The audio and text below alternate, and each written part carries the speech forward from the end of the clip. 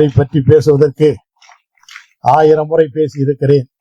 மிக்கானை மறையாய் விளங்கும் விளக்கை எண்ணுள் புக்கானை புகழ்சீர் பொறிகின்ற பொன்மலையை தக்கானை கடியை தடகுன்றில் விசையிருந்த அக்காரக்கனியை 5 விந்து போனேனே என்று சொல்லி அடலேறு மொழி தமிழாய் இன்ப கடலேறு தனித்தமிழாய் சோலை மடலேறு சுவைத்தமிழாய் நம் உடலேறி உயிரேறி வாழ்ந்து கொண்டிருக்கிற அன்பு தலைவர் கலைஞர் அவர்களுக்கு பிறந்த நாள் திருவிழா. யாப்பிலா பாடலேனும் யார் தரும் கவிதையேனும் மாப்பலா போல் மடியில் வாங்கி காப்பிலா தமிழர் நெஞ்சில் காலமெல்லாம் வீட்டிருக்கும் மூப்பிலா தமிழ் முத்தமிழறிஞர் கலைஞருக்கு பிறந்த நாள்.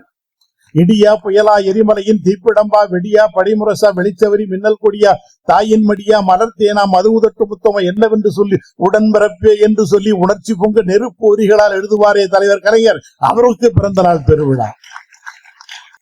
செந்தமிழ் செம்மாப்புடைய மன்னர் அரங்கம் நிரம்பி இருக்கிறது. அத்தனை பேர் இதயங்களிலேயும் தங்க தலைவர் கலைஞர் அவர்கள் நிரம்பி இருக்கிறார்கள். இந்த நிகழ்ச்சியிலே நம்முடைய கவிப்பேரரசு அவர்கள் பேச இருக்கிறார்கள். நான் ஒன்னும் கலைஞரை பற்றிலாம் ஒன்னும் பேச போறதில்லை, ஏன்னா அவங்க பேச இருக்கிறாங்க. நான் ஒன்னும் புதிதில்லை, இந்த மேடைக்கு 1000 முறை பேசி இருக்கிறேன்.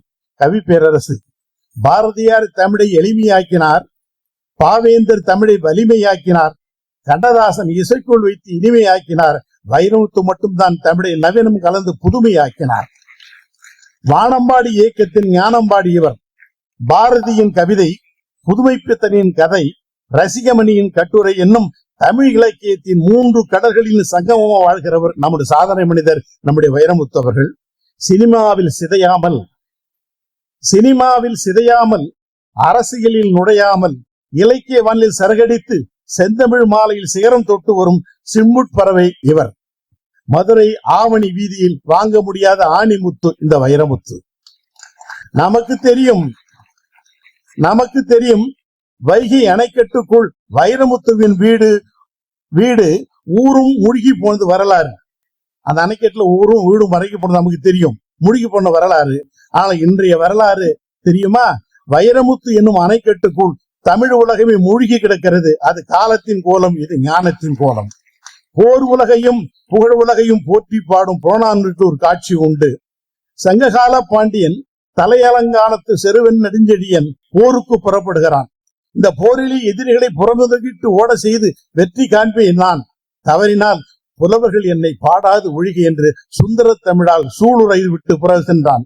புவியரசர்களாக இருந்தாலும் கவியரசர்களாக தங்களை பாட வேண்டும் என்று ஆசைப்பட்டார்கள் நம் தமிழ் மன்னர்கள். புகழுக்கு கேட்டுக்கொண்டு என்பதற்காக அல்ல, தமிழ் கேட்க வேண்டும் என்பதற்காகத்தான். கவியரசு என்பது சில தமிழ் அமைப்புகள் இவருக்கு தந்த பட்டம். அது சில காரணங்களுக்காக தொடர்ந்து வைத்தார்கள். கவிப்பேரரசு என்பது தமிழே தந்த பட்டம், தங்க தலைவர் தந்த பட்டம். தலைவர் கலைஞரோடு நீக்கமர நிறைந்து வாழ்ந்து கொண்டிருந்த கவிப்பேரரசன் தலைவரை பற்றி முழுமையாக தெரிந்து கொண்ட ஒரு முழு மனித கவிதை நம்முடைய வைரமுத்து. இவரை பற்றி சொல்லிக்கொண்டே போகலாம். பல்வேறு செய்திகளை இங்கே படம் பிடித்து காட்டுக்கொண்டே போகலாம். இவருடைய உரைநடையாகட்டும் கவிதையாகட்டும் எல்லாமே நம்மோடு ஏந்த வாழ்க்கையாக நம்மை கரம் பிடித்து செல்லுகிற எழுத்தாகத்தான் நம்ம கவிப்பேரரசு அவருடைய நிகழ்ந்து கொண்டிருக்கிறது. அவர் இங்கே பேச இருக்கிறார்கள். நம்முடைய தலைவரை பற்றி இங்கே பெருமருக்கெல்லாம் சொல்லி இருக்கிறார்கள். நான் ஒரு தட்டெழுத்து எந்திரம், என்னை தட்டி தட்டி தமிழ் படிக்க வைத்தது கலைஞர் என்கிற 4 எழுத்து மந்திரம். அவர் கருத்தா, நான் கருவினான். அந்த பாரிஜாத பூவிற்கு இந்த காகித பூவின் கைவிப்பு வணக்கங்கள். மூளையில் கிடந்த என்னை முற்றத்துக்கு கொண்டு வந்தவன் அந்த தங்க தலைவன். இந்த வழுதாவூர் சிறுவனுக்கு வானம் வசப்படும் என்று சொல்லி கொடுத்த அந்த தங்க தலைவருக்கு பிறந்த நாள் படி. எண்ணறிவில், எழுத்தறிவில், நுண்ணறிவில், நூலறிவில் விண்ணை தொட்ட நம்முடைய வித்தக தலைவர் கலைஞருக்கு பிறந்த நாள் பெருவிழா. தமிழ் என்னும் கடலுக்குள் தரை தொட்ட தலைவர் நம்முடைய தங்க தலைவருக்கு பிறந்த நாள் பெருவிழா. எப்படி சொல்வது? அத்தை திங்கள் லவ்வன் நிலவில் அவர் பிறந்தால் கவிஞர் பாடுவாரே, அந்த தங்க தலைவன் இல்லாமல் பிறந்த நாள் விழா கொண்டாடி கொண்டிருக்கிறோம்.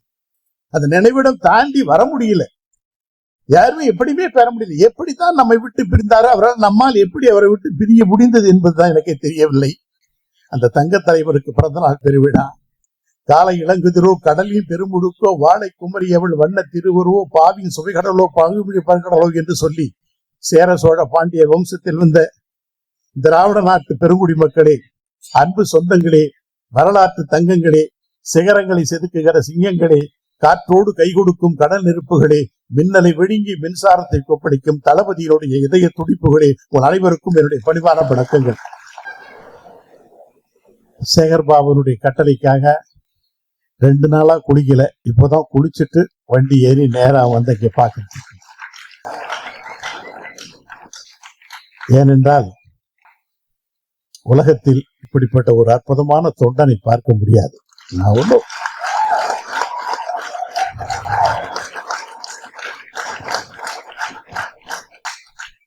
இவர் சேகர்பாபு அல்ல, செயல்பாபு என்று முதலமைச்சர் அவர்களே சொன்னார். இந்த 4 ஆண்டு காலத்தில் நான் செயல்பாபு மட்டுமல்ல, புயல் பாபு என்றும் இவர் புரிந்திருக்கும் சாதனை கொஞ்சம் நிஜமல்ல. கோயிலில் குடியிருக்கும் தெய்வங்கள் எல்லாம் நம்மை காக்கும் என்று நாம் நம்பி இருந்தோம். ஆனால் அந்த கோயிலையே காக்கும் ஐயனாரப்பனாக நம்முடைய சேகர்பாபு அவர்கள் திகழ்ந்து கொண்டிருக்கிறார்கள். நமக்கெல்லாம் தெரியவில்லை, அதாவது நம்முடைய தளபதிக்கு மட்டும்தான் தெரிந்திருக்கிறது. இவன் ஐயனாரப்பன், சாமியை காப்பதற்கு இவன் தான் சரியானவன் என்று சொல்லி. மூஞ்சியை பார்த்தாலே தெரியும் ஐயனாரப்பன் மாதிரிதான் இருப்பான் அவன். இன்று ஆயிரக்கணக்கான கோயில்களில் ஆண்டவர்கள் நிம்மதியாய் அருள் பாலிக்கிறார்கள் என்றால் அதற்கு யார் காரணம்? சேகர்பாபு என்னும் சிறு தொண்டர் தான் காரணம்.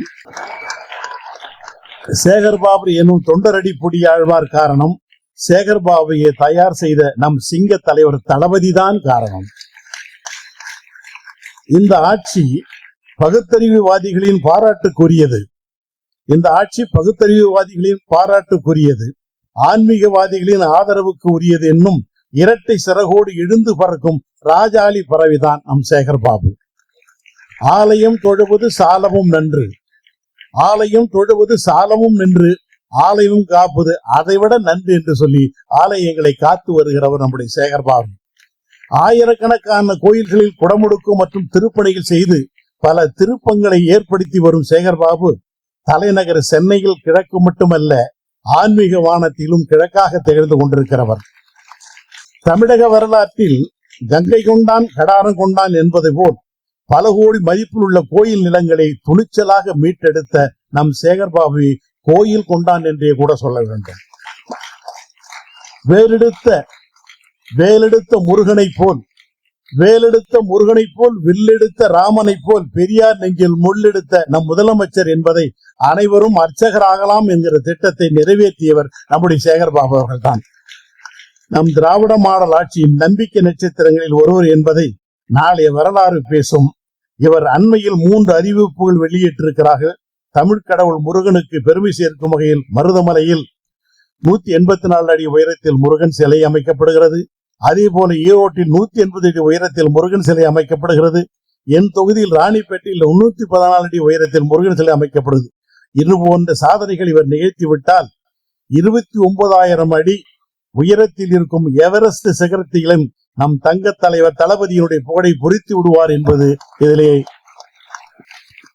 நம்பக்கூடிய இந்த நிகழ்ச்சியிலே அவர் நடத்துகிற நிகழ்ச்சி பாத்தீங்கன்னா மவுண்ட் ரோடு வெறும் லைட்டா டியூப் லைட்டா போட்டு வச்சிருக்கான். விட்டீங்கன்னா திருவாரூர்ல லைட்டு போட்டுருமான்னு நினைக்கிறேன் இந்த நிகழ்ச்சிக்கு. அவ்வளவு பெரிய நிகழ்ச்சி. ஒவ்வொரு நிகழ்ச்சி செய்தாலும் அதை சிறப்பாக செய்ய வேண்டும் என்கிற ஆர்வமும் உள்ள ஒரு அற்புதமான தொண்டன் தான் நம்முடைய சேகர்பாபு அவர்கள்.